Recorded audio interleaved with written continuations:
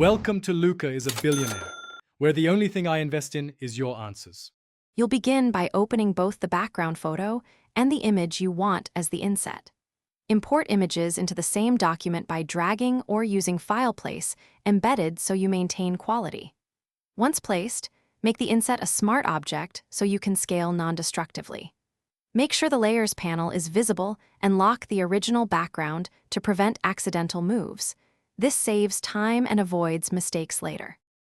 Next, select the inset layer and press Ctrl or CMD+T to position and size it. Maintain aspect ratio while scaling so nothing looks warped. Once positioned, add a layer mask and paint with a soft black brush to blend edges, or use a rectangular mask for crisp frames. To separate the inset visually, add a stroke or drop shadow from layer styles.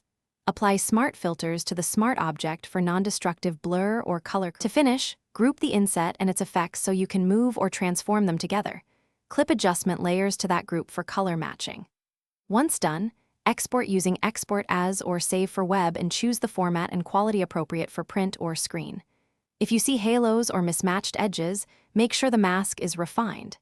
Use Select and Mask to reduce fringe, contract, or smooth the selection, and then reapply feathering. That fixed mask will clean visible artifacts.